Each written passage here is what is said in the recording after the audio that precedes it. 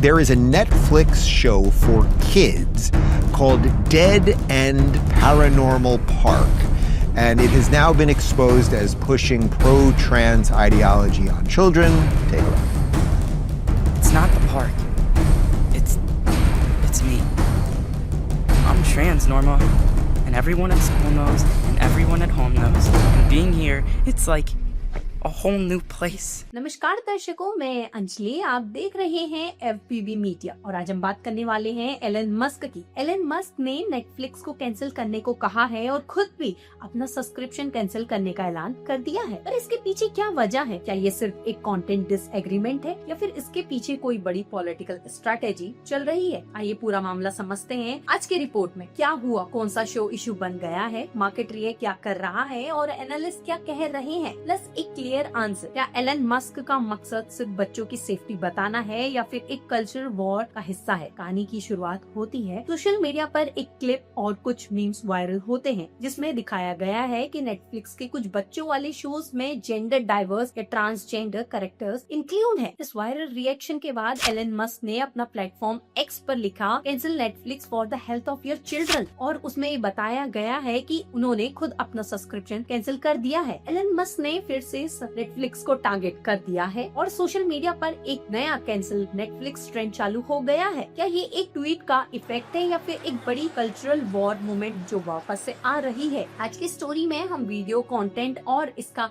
Social political impact analyse करेंगे। Elon Musk ने x पर नेटफ्लिक्स को कैंसिल करने की बात शेयर की है, मगर क्यों? कुछ पोस्ट में दिखाया गया है कि नेटफ्लिक्स के कुछ क्रिएटर्स ने चार्ली के मर्डर को मॉक दिया और कुछ लोग ट्रांसजेंडर थीम्स को लेकर भी नाराज है। मेकअप यानी कि MAGA इन्फ्लुएंसर्स ने मस्क को फॉलो किया है और कैंसिल कैंपेन चलाया है। एलन मस्क के एक्सपोज में लोगों के कैंसिलेशन पोस्ट और कुछ शॉर्ट्स क्लिप जो नेटफ्लिक्स के शो जिसे डेड एंड पैरानॉर्मल पार्क का सीन दिखाया है। वीडियो का टोन है मेगा कम्युनिटी और कंजर्वेटिव इन्फ्लुएंसर्स अपसेट है। एलन मस्क ने एक्स पर एक पोस्ट शेयर किया है जिसमें वो नेटफ्लिक्स से अपना सब्सक्रिप्शन कैंसिल करने की बात कहते हुए नजर आए हैं। वायरल स्क्रीनशॉट दिखाए गए हैं जिसमें कुछ क्रिएटर पर इनसेंसिटिव या सेलिब्रेटरी कमेंट्स का एलिगेशन लगाया गया है, स्पेशली चार्ली कर्क के मर्डर को लेकर के।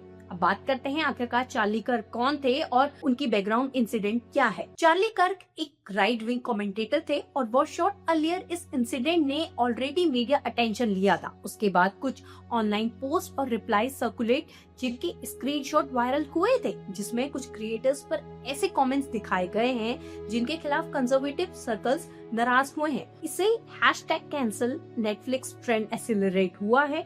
ये पोस्ट वाइडली रीशेयर हुआ है और कुछ मेगा इन्फ्लुएंसर्स ने भी सेम कॉल दिया है। अब बात करते हैं Netflix content at the issue. Clips relate to the Netflix animated series were cited. Critics point to both the creators' alleged replies about the Charlie and the transgender representation in the kids animation. ये दोनों angle mix हो गए हैं in the outrage narrative. अब बात करते हैं market और इमीडिएट इम्पैक्ट। मस्क के पोस्ट के बाद नेटफ्लिक्स के शेयर गिर गए हैं और रिपोर्ट्स के मुताबिक प्लेटफॉर्म का मार्केट वैल्यू टेम्परेरी डिक्लाइन हुआ है। कुछ आउटलेट्स ने $1 बिलियन लेवल को इम्पैक्ट की रिपोर्टिंग बताया है। मार्केट इम्पैक्ट को एनालिस्ट मिक्स इंटरप्रेट कर रहे हैं। कुछ कह रहे हैं शॉर्ट टर्म रिएक्शन, कुछ कह रहे हैं ब्रॉडर रेप्यूटेशनल इफेक्ट होगा। अब बात करते हैं मस्क ने क्या बोला है और कैसे एम्पलीफाई किया है। एलन मस्क ने मीम्स और रिपोस्ट का यूज करके अपने मिलियन फॉलोअर तक मैसेज पहुंचाया है और एक्स का ओनर होने के नाते उनकी आवाज बहुत तेज सुनाई पड़ी है। वो रिपीटेडली बोल रहे हैं नेटफ्लिक्स बच्चों के लिए हार्मफुल है। यहाँ एक इम्पोर्टेंट पॉइंट है, एलन मस्क का मैसेज सिर्फ एक ट्वीट नहीं रहा है। जब कोई हाई प्रोफाइल इन्फ्लुएंसर जो प्लेटफॉर्म भी ओन करता है पब्लिकली बॉयकॉट का कॉल करे तो वो एक सोशल मूवमेंट इग्नाइट हो सकता है। क्या इसके पीछे पॉलिटिकल एजेंडा हो सकता है? कल्चरल वॉर का कंटेंट। आखिर कुछ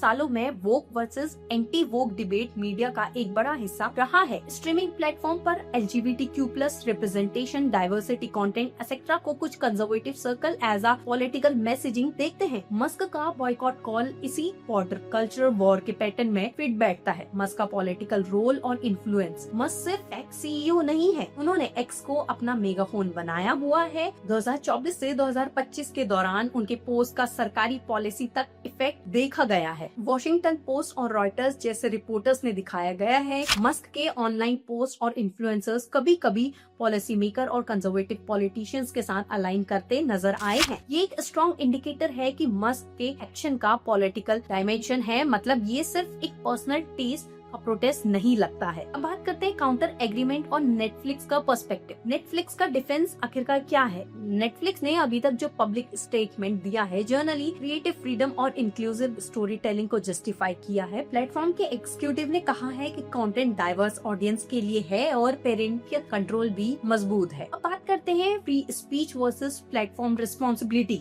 एक बड़ा डिबेट चल रहा है, क्या प्लेटफॉर्म को हर एक व्यू पॉइंट दिखाना चाहिए, क्रिएटिव फ्रीडम या फिर स्पेसिफिक ऑडियंस यानी कि पेरेंट्स के लिए ज्यादा कंजर्वेटिव कंटेंट पॉलिसीज फॉलो करनी चाहिए। ये तो डिबेट मीडिया, पॉलिटिक्स और लॉ तीनों में चल रहा है। अब बात करते हैं रिएक्शन, पब्लिक, पॉलिटिक्स और एडवर्टाइजर। पहली बात करते हैं पब्लिक रिएक्शन की। सोशल मीडिया पर दोनों साइड स्ट्रॉन्ग है। कुछ लोग एलन मस्क को प्रेज कर रहे हैं, दूसरे लोग नेटफ्लिक्स और LGBTQ+ रिप्रेजेंटेशन का डिफेंस कर रहे हैं। Viral hashtag cancel Netflix versus support diversity चल रहा है। अब बात करते हैं पॉलिटिशियंस की। राइट विंग कमेंटेटर और कुछ कंजर्वेटिव पॉलिटिशियंस मस्क की बात को एम्पलीफाई कर रहे हैं। इससे पॉलिटिकल पोलराइजेशन बढ़ रहा है और कुछ सेंट्रिस्ट एनालिस्ट कह रहे हैं कि ये कैलकुलेटेड कल्चरल वॉर मूव है, जिससे मस्क और उनके एलीज पॉलिटिकल कैपिटल बना सकते हैं। अब बात करते हैं एडवर्टाइजर्स या मार्केट की। नेटफ्लिक्स स्टॉक में शॉर्ट टर्म डिक्लाइन देखने को मिला है। कुछ रिपोर्टर्स ने बोला है कि मार्केट में मस्क की कॉल को सीरियसली लिया गया है, लेकिन लॉन्ग टर्म